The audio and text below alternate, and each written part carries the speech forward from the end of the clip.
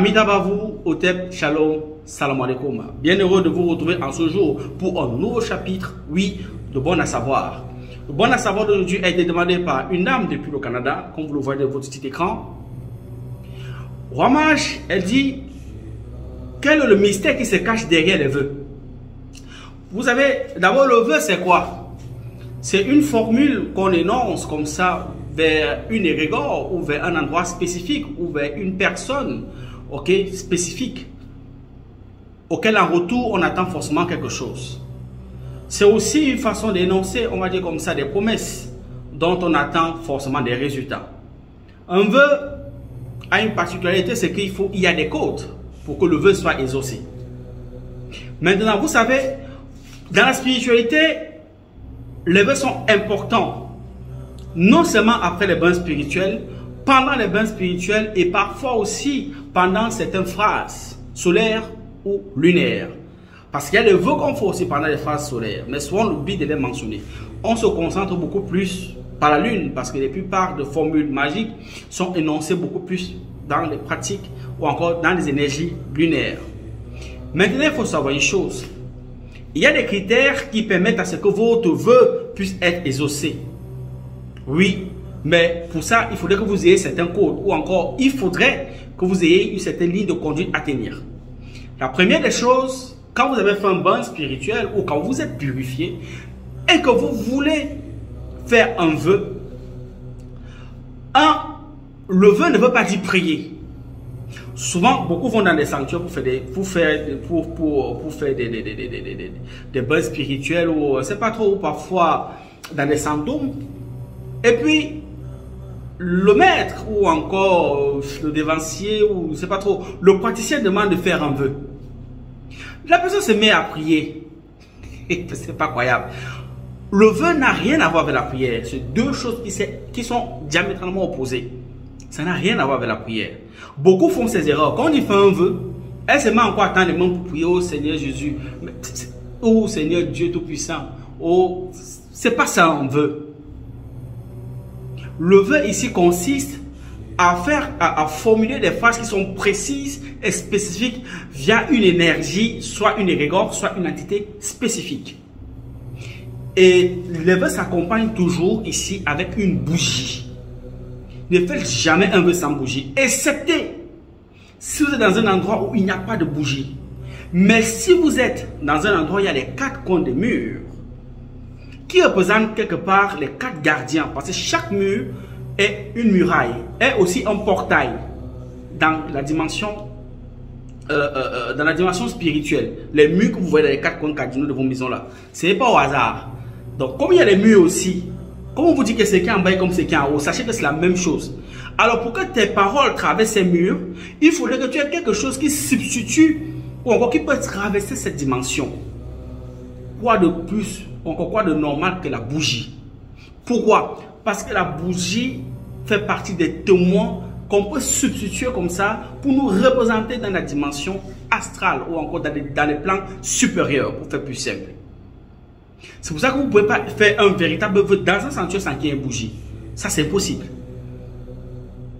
Celui qui vous dira que tu fais un vœu quelque part, ça veut dire que dans son sanctuaire, il y a des bougies. C'est-à-dire que peut-être devant la statue où vous avez parlé ou devant les grégores auxquels il croit ou encore auxquels il a fait ou encore avec lesquels il travaille, on va vous demander, il y aura toujours des bougies. C'est pour ça que généralement dans les sanctuaires, il y a des bougies. Un sanctuaire sans bougie est presque un sanctuaire mort. Bien évidemment, ça dépend des disciplines spirituelles. Mais pour tous ceux qui pratiquent la spiritualité à caractère magique ou ésotérique, il y a toujours des bougies. Donc pour faire un vœu, il faudrait qu'il y ait une bougie. Cette bougie-là qui vous représente dans la dimension, dans les plans supérieurs. Parce que la flamme représente ici l'esprit. Et vous ne pouvez pas subjuguer l'esprit, ce n'est pas quelque chose qui représente l'esprit comme la flamme, comme le feu. Le feu est la caractéristique même, il y a le feu, il y a la fumée, de l'esprit. Mais on reste censé sur la flamme. Maintenant, une fois que vous avez allumé la bougie, donc maintenant vous commencez donc à formuler vos vœux. Tout en évitant tout point de négation ou de négativité. Parce que l'univers ne comprend pas la négation. Les lois cosmiques sont régies pour tout ce qui est lumière, tout ce qui est bon, tout ce qui est vrai. Alors, formulez vos vœux dans ce siège-là. Maintenant, les vœux varient en fonction des phases lunaires. Il faudrait que vous le sachiez. Pour ceux qui veulent les vœux pour appeler les choses, vous les faites en nouvelle lune. Pour ceux qui veulent les vœux pour stabiliser les choses qu'ils ont déjà acquis, l'amour, l'argent, le travail, la prospérité, la santé, c'est en pleine lune. Quand vous voulez faire les vœux de bannissement, c'est en lune décroissante. Ça, c'est la base. Tout le monde, tout bon praticien le sait. C'est comme ça. Maintenant, il y a des lunes bleues qui sont très rares. Il y a des lunes noires. Il y a même des lunes rouges. Mais ça, c'est pour des messes sabbatiques. C'est pour ceux qui pratiquent une forme d'ésotérisme. Voilà. Donc, ça ne vous concerne pas. Ça, c'est pour des gens d'un certain niveau là-bas. Mais pour vous, pour une bonne formulation de vœu, il faudrait ça. Maintenant, il y a des conditions à se mettre pour formuler un bon vœu. 1. Vous ne devez pas être stressé. 2. Vous ne devez penser à rien d'autre que le vœu que vous allez émettre à l'univers. 3. Vous devez méditer auparavant. Ou encore réciter des mantras qui permettent que vous soyez concentré. Ou encore focus sur ce dont vous voulez demander. 4. Le cadre auquel vous voulez faire le vœu. Il ne faudrait pas que le cadre soit sale. Il ne faudrait pas que le cadre ait des bactéries ou encore des miasmes. C'est-à-dire qu'au préalable, vous avez purifié l'endroit. Vous avez parfumé l'endroit. L'endroit doit sentir bon. L'endroit doit être préparé.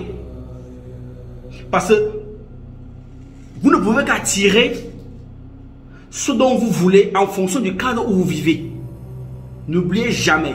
Beaucoup me font des vœux là, mais les conditions ne sont pas réunies. La cinquième chose maintenant, c'est la disponibilité mentale. Vous devez être disponible sur le plan mental. Vous ne devez pas vous égarer, vous ne devez pas vous évader.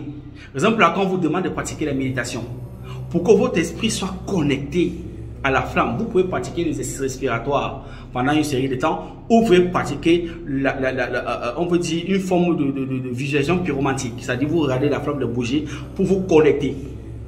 Une fois que la flamme va commencer à se diviser à 2 ou à 3, parce que vous allez voir quand vous fixez également la flamme, elle va se doubler, après elle va se tripler, puis elle va se quadrupler. Après là, vous pouvez maintenant, en fonction des phrases, vous pouvez maintenant faire votre vœu. Donc vous devez calculer tout ça avant, pendant la phase lunaire, parce qu'après ce n'est plus ça. Donc vous devez calculer le temps exact pour énoncer vos vœux. Et sans vous mentir, vous serez exaucé. L'univers ne ment pas. L'univers travaillera à ce que le vœu que vous avez énoncé puisse se réaliser. Ça peut prendre le temps qu'il faudra. Mais généralement, c'est dans les délais quand tout est coordonné et parfait. Ne soyez pas des gens qui pratiquent la spiritualité avec la paresse. Parce que beaucoup veulent juste des formules, veulent beaucoup plus des choses faciles. Mais ils oublient que c'est une discipline de vie. Moi, pour vous parler comme je vous parle, je me suis discipliné beaucoup parfois. Ceux qui viennent de l'étranger, généralement, me voient physiquement et disent, mais tu es jeune. Ils sont surpris. Oui, c'est vrai, je suis jeune. Mais beaucoup se posent la question, comment il a fait? J'ai eu la chance d'être bien encadré très tôt et d'être discipliné. Disciplinez-vous. Il y a beaucoup de choses que vous allez acquérir. C'est le secret. Donc, amis tabac, vous, peut-être, je pense vous avoir répondu, chers abonnés. C'est au hommage de plus de 207, c'est l'Afrique qui gagne. Aigle.